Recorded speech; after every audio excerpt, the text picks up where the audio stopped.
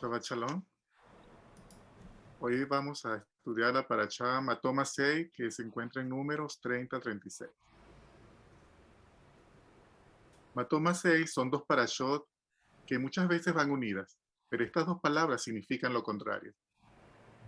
La palabra maté, cuyo plural es mató, significa vara, estaca, un pedazo de madera seca. Una vara es algo inerte que se corta del árbol donde creció, que ya no puede dar más vida ni puede seguir creciendo. Permanecerá siempre estática e invariable. Masei, del verbo viajar, es exactamente lo contrario. Es la esencia misma del dinamismo, del movimiento, del desarrollo y del crecimiento.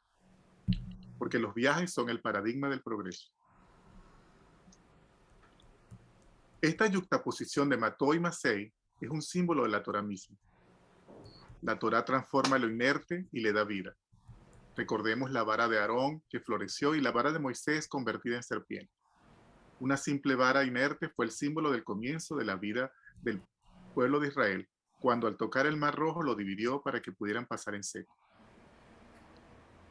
La transformación de la vara inerte, Maté, produce el progreso, Masei, los viajes de los israelitas a través de la historia. Los viajes mencionados en esta parashá representan los viajes del exilio que el pueblo de Israel realizará en la historia. Masei no solo hace referencia a los viajes que acercaron cada vez más al pueblo a la tierra prometida, sino que también alude al crecimiento de las personas a través del cumplimiento de la Torá. La Torá dice los viajes de los hijos de Israel que realizaron, que salieron de Egipto en plural, tomando los desplazamientos en el desierto como un conjunto de pequeños viajes o una sucesión de viajes. La esclavitud en Egipto no es solo una situación física, también es un estado mental. El proceso de liberación de Egipto no es un hecho que se produce instantáneamente de una sola vez, sino que es algo que continúa de generación en generación.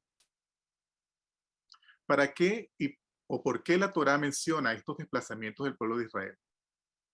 Una posible explicación puede ser porque los milagros son ciertos para quien los presencia. Para quien los escucha son simples relatos que pueden ser desmentidos o negados. Es difícil mantenerlos firmes y constatables en el transcurso del tiempo. Uno de los grandes milagros que nos relata la Torá es la permanencia del pueblo de Israel en el desierto. Deuteronomio 8:15 describe el desierto como un lugar grande y espantoso, lleno de serpientes ardientes y de escorpiones, y de sed, donde no había agua. Sobrevivir durante 40 años en un lugar como este es imposible aún hoy día. Imaginemos entonces un momento cómo pudo ser aquel peregrinaje en ese tiempo para el pueblo de Israel. El relato de los desplazamientos de Israel por estos lugares inhóspitos y llenos de peligros nos ayuda a reconocer la grandeza del milagro que ocurrió allí en el desierto, por donde nuestros antepasados caminaron durante todo su viaje hacia la tierra prometida. Otro punto que podemos ver en esta parashá es lo que se menciona en el capítulo 32. Encontramos el relato de los hijos de Rubén y de los hijos de Gad, que vinieron a Moisés para pedir tierras para asentarse. Moisés se negó al principio, diciéndoles, no es justo que ustedes abandonen la conquista y se queden aquí mientras los demás van a pelear. Lo que van a conseguir es desanimar a los demás. ¿Acaso no recuerdan que así actuaron nuestros padres cuando envía a los espías y por eso muchos murieron?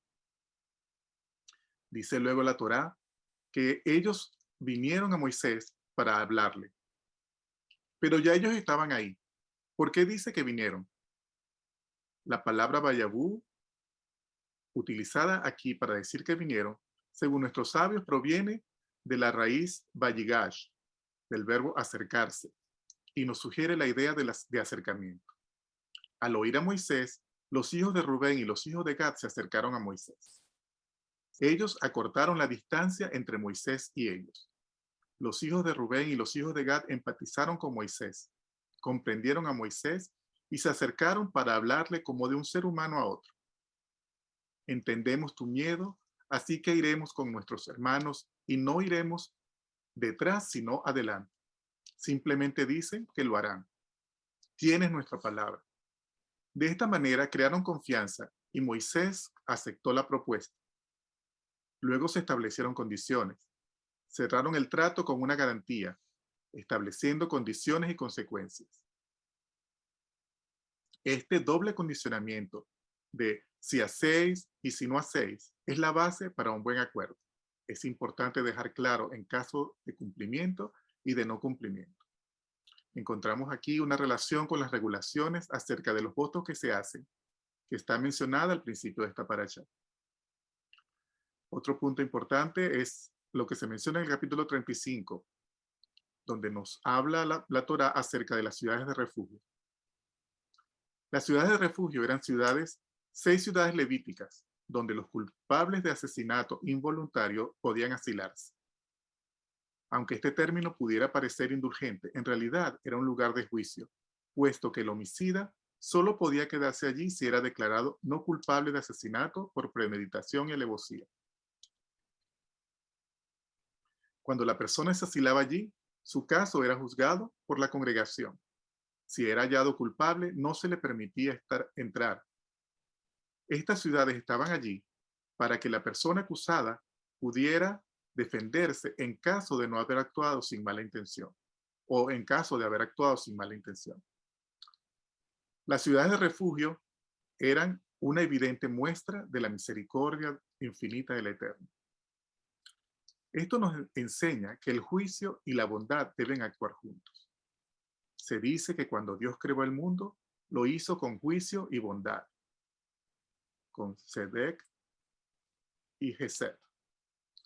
Es de esta manera que nosotros podemos crecer y disfrutar de la vida. El objetivo de la misericordia es ayudar a una persona. Pero si la persona carece de sentido común, entonces él considerará cualquier favor como algo gratuito y no aprenderá su lección. La única forma en que aprenderá su lección es sufriendo las consecuencias de sus acciones.